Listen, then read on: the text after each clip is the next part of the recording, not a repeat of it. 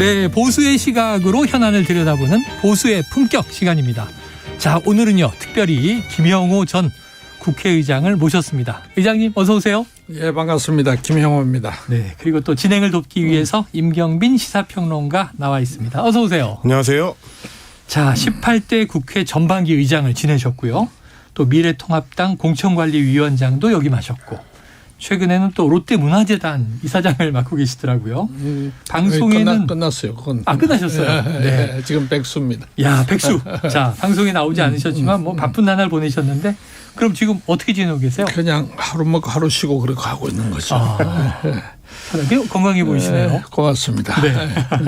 자, 그런데 원로 정치인이시니까요. 요즘에 좀 큰 정치인이 없다, 큰 어른이 없다 이런 얘기 많이 하는데 정치권이 나아지기보다는 퇴보한다 이런 걱정이 많습니다. 네. 총론적으로 어떻게 보고 계세요? 현재 정치권을.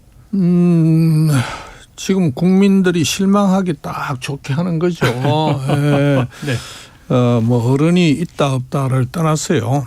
정치를 잘하는 사람이 어른이 되는 겁니다. 네, 어른이라도 나이값 못하고 뭐 어른 대접만 받으려고 하면 그건 어른이 아니죠. 네네. 지금 정치라는 게 우리 국내외적인 상황이 얼마나 어렵습니까?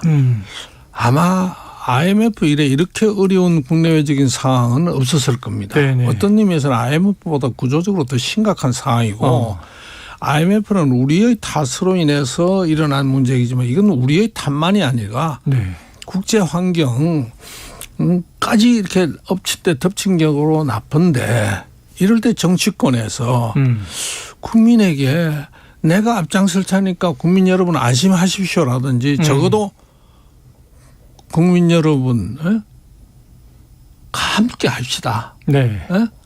이런 얘기라도 저는 나와야 될 텐데 완전히 세월을 지금 거꾸로 먹고 있는 듯이 해서 나는 아까 뭐 저보고 어떻게 지내셨느냐 했지만은요.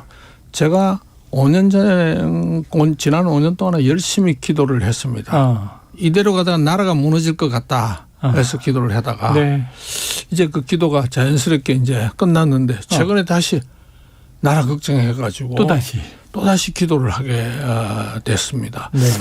정말 이러면 안 되는데 우리 모두 다 함께 다시 반성을 해야 되겠죠. 네. 아유, 큰 화두를 던져주셨어요. KBS에 또 워낙 오랜만에 오시기도 했고 정치권 전반에 KBS뿐만 아니라 라디오, TV 대담은 뭐 근래 제가 안 했습니다. 최근에 몇 년 동안 안 했죠.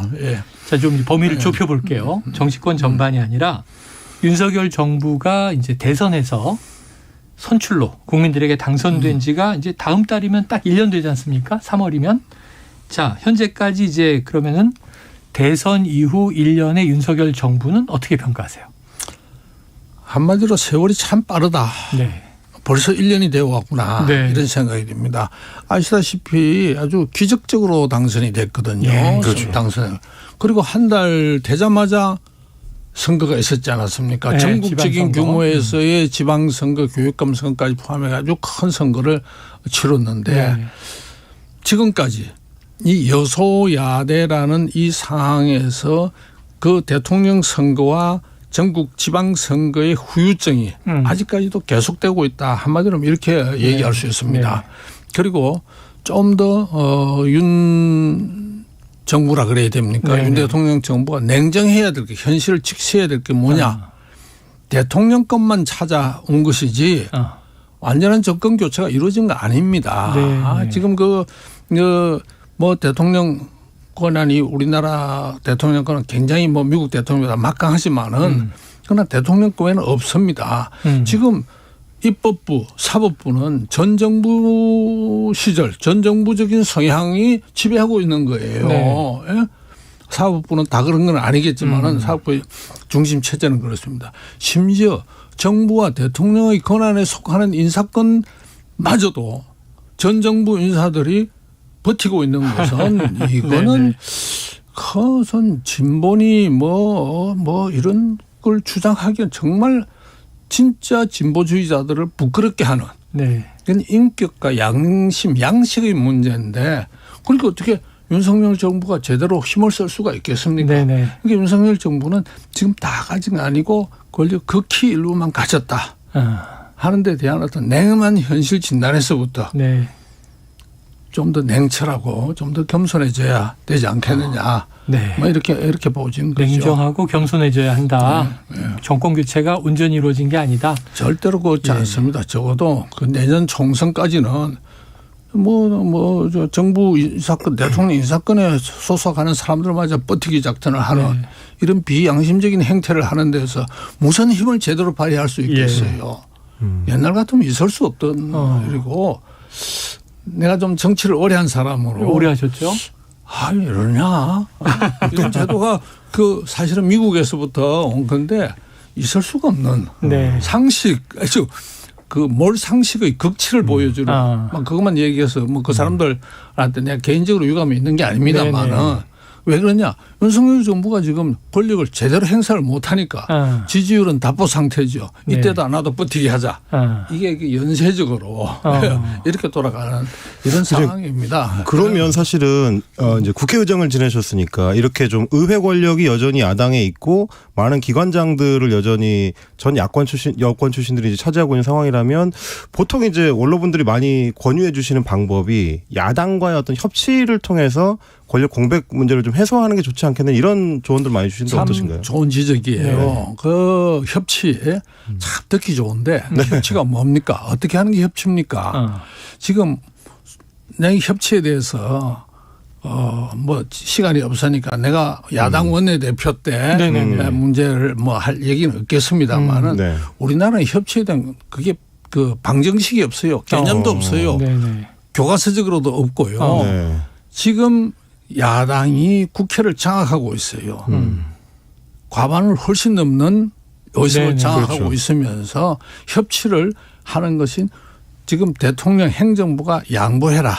우리가 받아들여줘라 하는 거 이건 협치가 아니죠. 굴복을 강요하니까 네네. 이게 안 되는 겁니다. 그러니까 협치라는 것은 국회를 장악하고 있는 정당과 행정부를 장악하고 있는 여당이 서로 양보와 타협을 해야 되는데 협치를 주장하는 쪽에서는 너 무조건 양보해 우리가 받아줘. 이 개념 자체가 안 돼 있는 거예요. 그래서 협치에 관해서는 다음에 제가 어떤 설명할 수 있는 게 있으면 내가 장시간 내가 설명을 드리겠지만 인식이 지금 안 돼서 굴복과 강요를 강조하는 거고 내 기득권은 하나도 내놓지 않고 네 것 양보해라. 이런 어떤 개념을 빨리 탈피해야 되는 겁니다. 자, 협치를 위해서 다수당인 야당의 문제도 지적을 해 주셨는데요. 자, 그런데 이제 최근에 지면 인터뷰를 제가 보니까요, 의장님, 이 인사 문제, 또 대통령의 인사권 중요하지 않습니까? 검찰 편중 인사는 지적을 하셨더라고요.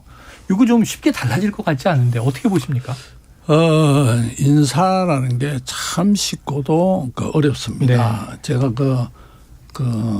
작년인가 벌써 네네. 대통령 당선되고 몇 달 되지도 않아서 저 모교에서 뭐 얘기해 달라 해서 얘기할 때 제가 7종 7금이라는 제갈량 띄어 가지고 7종 7금에 7가지 반드시 따라야 할 것, 7가지 하지 말아야 할 것 이걸 했는데 그중에서 제가 강조했던 것이 인사와 소통. 였습니다. 그리고 이 2년간 그때만 해도 2년 지금 이제 1년밖에 안 남았습니다만은 총선이 2년 남은 상황에서는 여소야대를 쓴 약으로 생각해라. 쓴 약을 달게 생각해야 보약이 된다. 네? 보약이 된다. 이렇게 얘기를 했는데 인사라는 것은요.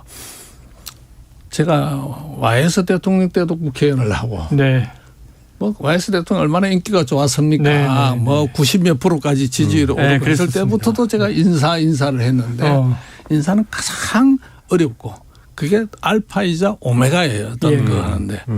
그런데 이제 지금은 청문회 제도가 워낙 발달을 하고 또 우리 유튜브를 비롯해서 SNS에 이렇게 신상 털게 하다 보니까 조금 활용하고 싶은 사람, 모시고 싶은 사람은 안 하려고 그래요. 오히려. 네. 그리고 또 이런 이 급박한 어떤 세상 살다 보니까 솔직히 흠없는 사람 어디 있습니까? 더구나 이번에 신정부는 윤석열 대통령 본인부터 해서 대통령 준비 기간이 굉장히 짧았고 또 여러 가지로 아주 급작스럽게 되었으니까 인사를 충분히 사람을 어떤 찾거나 준비하거나 또 검증할 네. 그런 시간도 없었지만 시스템도 정비가 안 돼 있던 거예요. 그러다 보니까 자연히 자기가 믿을 수 있는 사람. 네네네. 내가 봤을 땐 능력이 있다 이렇게 했는데 그게 국민의 그 눈높이에 맞춘다는 게 참 쉽지 않습니다. 그리고 인사 문제 나온 김에 또 하자면은 인사뿐만 아니라 그 소통의 능력. 네. 굉장히 중요한데 그렇죠. 이 정부가 좀 그 점이 아쉽다. 상당히 아쉬워요. 왜 아쉬우냐 하면은 우선 이걸 생각해야 됩니다. 장관 그냥 장관은 아닙니다. 장관은 네. 그 부처의 업무를 최종적으로 책임지고 관리하는 사람을 장관이라는데 장관이 이전에 국무위원입니다. 국정을 논의하고 끌고 가고 책임지고 하는 이런 어떤 그 국무위원의 그 자세라는 것은 일거수일투족이 국민의 눈에 투영되지 않을 수가 없는 네. 그런 상황이기 때문에 그것이 어떻게 투영되느냐 소통입니다. 소통이라는 건 언어입니다. 대화예요. 네. 그게 무슨 저는 말이라는 거는 기술이나 기교가 아닙니다. 마음가짐 평소에 어떤 자세에서 나오는 거예요. 국민을 정말 정성스레 모시겠다. 예? 그 배운 사람이냐 뭐 덜 배운 사람이냐 이게 아니고 네. 국민을 대하는 태도가 좀 더 가다듬어져야 되고 네. 정성을 기울여져야 된다 하는 겁니다. 뭐 말하기가 참 민감하지만 이태원 참사 같은 거 이것도 말이죠. 결국 나는 소통의 문제다. 예. 이 그 책임자급에 있는 사람들이 그 국민과 그 피해자 유족들에게 어떤 식으로 접근해서 다가갔느냐 이것에서 실패를 한 거예요. 예. 그때 이태원 참사 문제가 또 나왔으니까 한마디만 내가 더 하자면은요.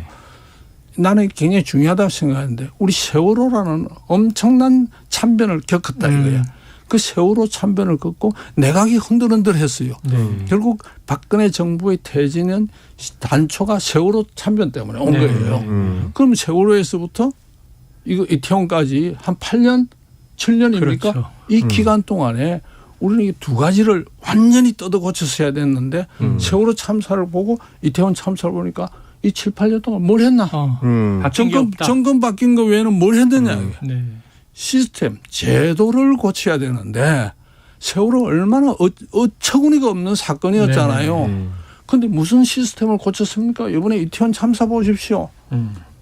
시스템 하나도 안 고쳐졌어요.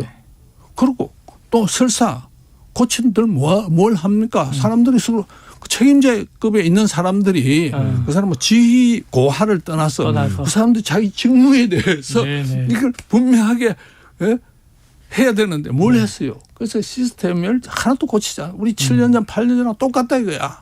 창피한 수준이죠. 국민 소득이 뭐 세계 뭐 몇이다. 이게 있을 수 있는 일입니까?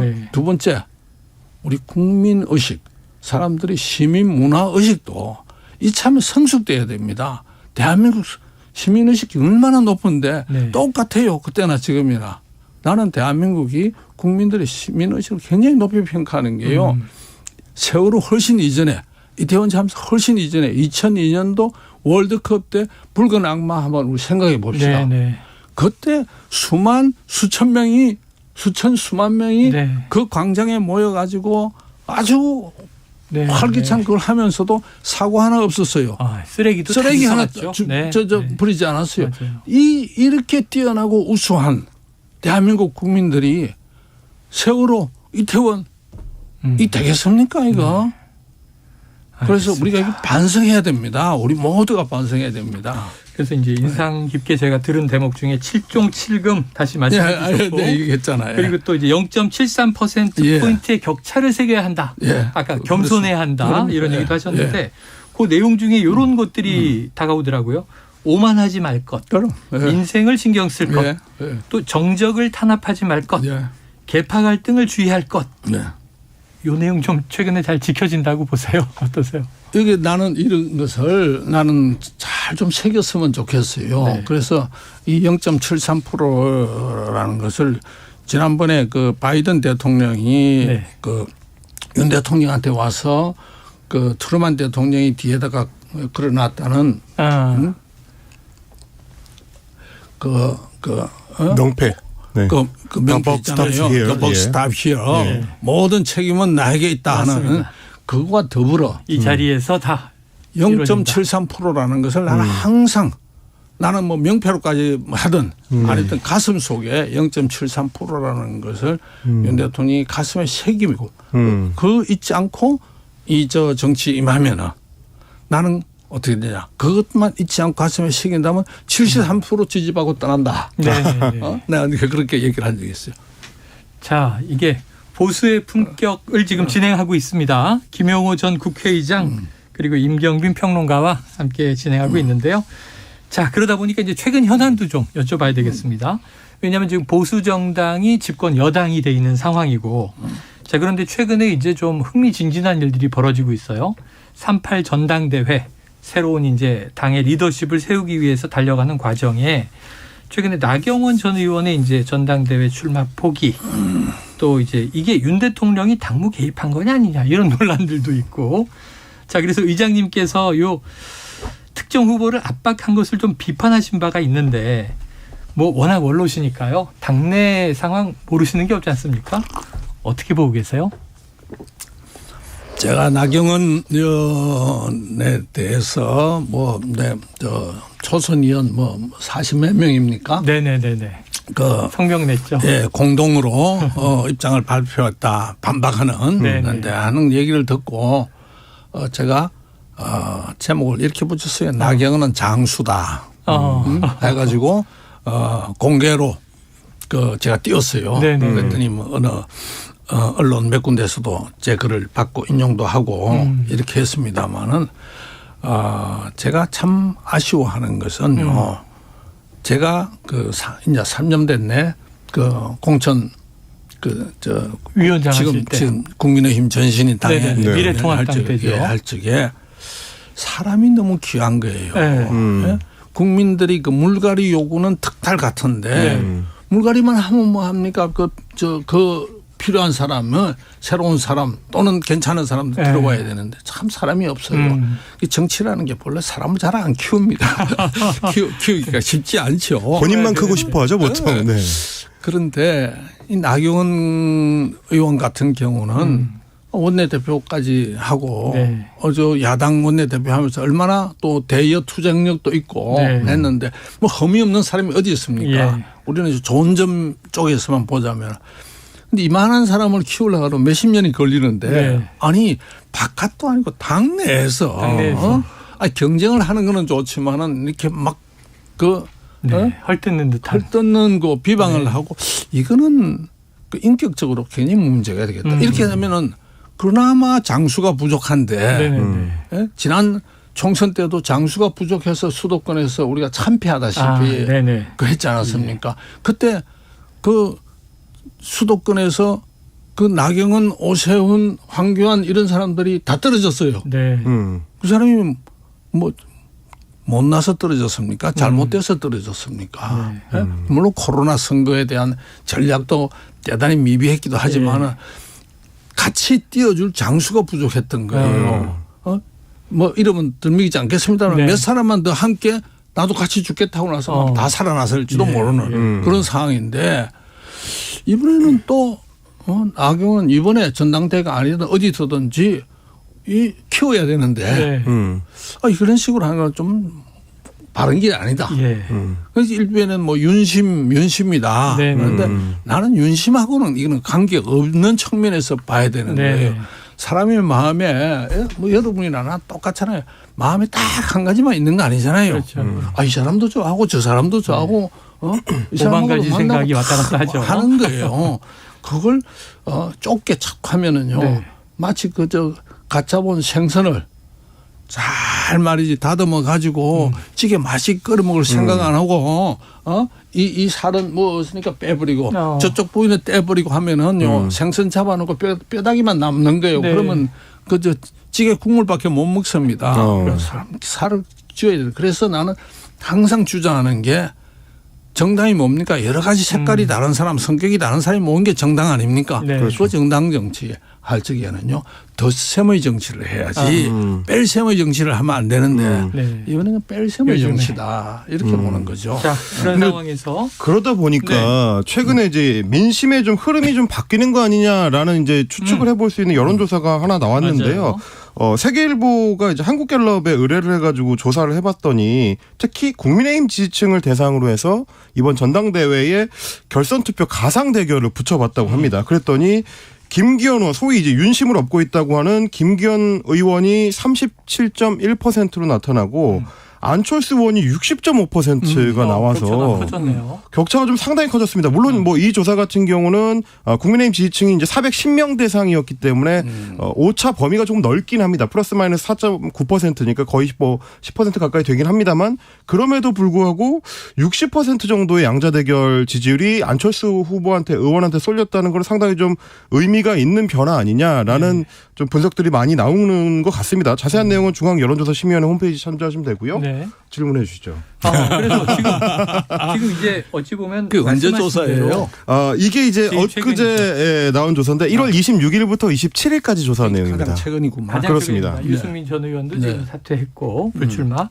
근데 그러다 보니까 말씀하신 대로 이제 저희 생각에 자 전당대회라는 거는 이게 정당의 축제니까 여러 후보들이 나와서 으쌰으쌰 하면서 뭐 컷오프도 있겠고요. 경선 토론도 있겠고 본선 토론도 있을 텐데 마지막 딱 이제 지도부가 선출되는 장면이 활용점정인데 지금 차 떼고 포 떼고 하다 보니까 2명이 유력 주자가 남았어요.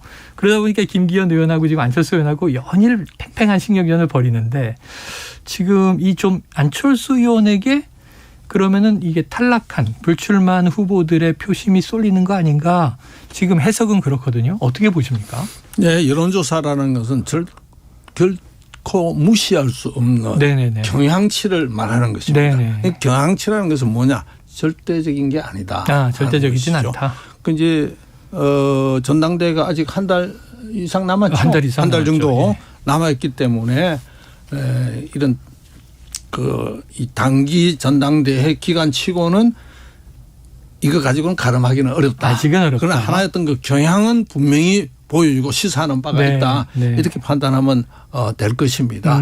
다만 이 전당대회가 지금 두 분이 말씀하신 것처럼 이게 당의 그 화합, 단합, 축제의 장으로 네. 가야 되고 또 아까 제가 말씀드린 것처럼 플러스 정치, 네. 덧셈의 정치로 그렇죠. 당이 어떤 그 상승하는 그 기류를 타야 되는데 네. 지금 그렇지 못하다고 두 분이 뭐 염려스러운 네, 그 표현을 해 주셨는데 그렇습니다. 두 사람이 그렇게 본다면 국민 일반도 그렇게 본다고 봐야죠. 네. 그럼 이 후보들이 그 지금 뭐 두 사람 아까 뭐라 그래서 두 아주 유력 주자. 유력주라 그랬습니까? 그 사람들도 왜 못 느끼겠습니까? 그런데 조금 이제 그 사람들은 뭐 변명하려고 그런 게 아니라 네네. 제가 여기 오면서 생각해 보니까 안철수나 김기현이나 저 존칭을 안 해서 미안합니다만 이 양반들이 집권당의 당대표가 되겠다고 출마한 건 처음이구나. 네네. 그렇지 않습니까? 그렇죠. 네. 네. 굳이 뭐 변명하려고 한 뜻이 아니라 네. 그래서 조금 서툰 점 또 국민 전체가 봤을 적에는 이거 아닌데 하는 그런 점도 보일 것 같다 하는 생각이 들어서 조금 저는 이제 좀 그 뭐랄까 좀 감싸주고 싶어 생각은 하지만 네. 그러나 국민들은 냉철합니다. 네. 더 이상 그런 모습 보이면 안 되죠. 네. 그리고 아마 후보 등록 안 했을 겁니다. 안 했죠. 내일부터입니다. 네. 그렇습니까? 내일과 후보 모레. 등록을 하고 또 본격적인 토론이 들어가고 이렇게 하면은 이분들이 그냥 집권 여당의 당 대표로서의 자기의 어떤 그 비전이나 아젠다를 네. 충분히 얘기하고 또 토론도 아마 나는 재밌는 토론이 되지 않을까. 그래서 컨벤션 효과라 그럽니까? 그런 상승하지 않겠나 이렇게 기대를 해봅니다. 기대해 보죠. 네. 한 달여 남아 있습니다. 그렇죠. 네. 자, 그런데 아까 이게 자, 지금 이런 흐름이 어쨌든 윤심과는 관계 없는 것이다라는 표현을 아까 잠깐 하셔서 언론 보도를 보면 이제 이런 거죠. 내년 총선은 당이 아니고 대통령이 치르는 것이다. 당대표는 공천 관리만 잘하면 된다. 뭐 이제 대통령실의 생각이 이런 것이다. 이런 보도들이 자꾸 이제 연일 공공연하게 나와요. 그 말이죠. 네. 그건 제가 상당히 뭐 그런 말이 나는 사실이 아닐 거라고 믿고. 사실이 아닐 거다. 이런 어처구니 없는 말이 어떻게 나오나 하는 생각해요. 뭐 총선을 뭐 대통령이 치러요? 네네. 큰일 날 얘기를 지금 하고 있는 거예요. 네. 아니 노무현 대통령이 뭡니까 민주당이 뭐 이겼으면 좋겠다 말 한마디 열린우리당 네. 해가지고 말이야 탄핵으로 갔던 그저 국회에서는 의결되고 탄핵 그저 나고 했잖아요. 조심해야 됩니다. 조심해야 된다. 네? 대통령 끌어들이면 절대 안 됩니다. 될 일도 안 돼요. 될 일도 안 된다. 다만 그 말은 내가 뭐 사실이 아니라고 보지만은 네. 그 비슷한 말을 한 사람의 취지는 뭐냐 이런 걸 겁니다. 대통령 지지율이 높아야만이 총선에서 유리한 겁니다. 예, 우리가 중간 평가라고 하지 않습니까? 네, 그렇죠. 네. 그러니까 대통령 지지율을 어떻게 올리느냐, 대통령실과 정부 여당은 이게 대해서 최대 어떤 그 초점을 맞추고 집중을 해야 되고 노력을 해야 되는 것이죠. 대통령 지지율을 어떻게 하면 올릴 것인가. 대통령 지지율 올라가면 선거 유리한 건데 이거 뭐 3적 정도도 다 아는 거니까. 그런데 지금 뭐 티격태격 한다거나 누구 안 된다거나 노골적으로 대통령 팔고 이 대통령 지지율 올리는 겁니까? 그렇죠. 아니다 이거야. 네. 그래서 대통령 지지율을 올리기 위해서 어떻게 해야 되느냐. 제가 한 가지만 얘기하자면요. 지금 야당은 거대 야당 민주당 입장에서는 대통령 지지율이 오르는 게 좋습니까 나쁩니까? 안 좋은 거예요. 그렇죠. 야당 입장에서는. 1년밖에 안 남은 총선에서. 그럼 대통령 지지율을 내리려고 민주당은 계속해서 나름대로 여러 가지 공세를. 공세도 하고 그 노력도 할 거 아닙니까? 그런데 타겟은 대통령 혼자다. 그러면 대통령이 표적이 되면은 지지율 올리기가 쉽습니까 어렵습니까? 어렵겠죠. 더 쉽지 않은 거예요. 어려운 거예요. 그러니까 제가 아까 말한 대로 장수가 많아야 된다. 스타가 많아야 나와야 돼요. 네? 그런데 자꾸 빼기 정치를 빼기 정치를 있는 장수를 빼니까 하면은 안 된다 이게요. 그리고 뭐 아까 뭐 공천 관리 어쩌고 했잖아요. 이거요 대한민국 정치의 후진성을 가지고 오는 것은 민주당 이재명 대표가 되니까 저 공천권 때문에 지금 밑에 뭐 이재명 개인 사당이냐 어쩌냐 이런 말 나오는 것처럼 이 공당이 사당 비슷하게 되고 말이죠. 100명, 200명 국회의원이 있어야 할 이유가 없는 게 말이죠. 똑같은 목소리 내는 게 공천권 때문에 그런 거예요. 공천권을 당대표한테 주겠다? 이거 얼마나 후진적입니까? 우리 KBS를 비롯해 우리 언론이 앞으로 공천권을 당대표로부터 뺏어내야 됩니다. 이거 작업하지 않으면 우리 정치 선진화 이룰 수가 없어요. 수백 명 국회의원 있어 와야 똑같은 목소리 이러면 국회의원 한두 명이면 되는 거예요. 각기 국민의 이 다양한 생각들 이것들을 국회라는 장에서 국회가 회자가 모일 회자 회의체 아닙니까? 이 회의체 헌법기관에서 모여가지고 토론해가지고 수기해가지고 좋은 방향을 만들어내자 하는 것이 국회인데 똑같은 목소리 내고 이상한 말 하면은 공천 안 줘? 이 얼마나 이게 후진적입니까? 그래서 당 대표로부터 공천권을 뺏어야 되는 거예요. 이게 국민의 이름으로. 이게 지금 너무 흥미진진한데요. 이거 말이죠. 굉장히 중요합니다. 그래서 저 이재명 대표, 그다음에 이 당 국민의힘의 당 대표가 누가 될지 모르는 당 대표. 나는 차기 총선에서 공천권 절대 행사 안 한다. 안 한다. 그리고 이건 객관적이고 투명하고 공정하고 엄정하고 그렇게 하겠다 하는 걸 선언해야 됩니다. 이것이 대한민국 정치 발전으로 가는 1번입니다. 뭐 지금 티격태격 이거 다 의미가 없어요. 국회의원들 한 사람 한 사람 다 괜찮은 사람들이에요. 극히 지극히 몇 사람 빼고는. 이 사람들이 활동하게 해줘야죠. 공천권에 매달려 있고 말이죠. 참 안 됩니다. 그래서 이거. 의장님 공천관리위원장을 또 최근에 지내셨으니까 몇 년 전에 그때 하신 말씀이 뇌리에 남은 게 이게 원로신데 죽기에 딱 좋은 계절이다 이런 얘기를 하셔서 그때 느낌은 야 이거 혁신하지 않으면 다 죽어 이런 느낌이었단 말이에요. 지금 국민의힘은 어떤 계절에 있다고 보세요? 공천권을 그럼 누가 어떻게 행사하면 좋겠습니까? 이제 자연적으로 그쪽으로 나오는데 제가 물 주세요. 물 주세요. 물 한 잔 마시고 그때 제가 그 말했죠. 네. 죽기 딱 좋은 계절이다. 그래서 제가 죽으려고 제가 죽고 당이 산다면 그 길을 택하겠다 해서 제가 공천관리위원장이라는 제가 사실 그 격이 안 맞죠. 네, 맞습니다. 저 맡은 건 제가 죽으려고 갔어요.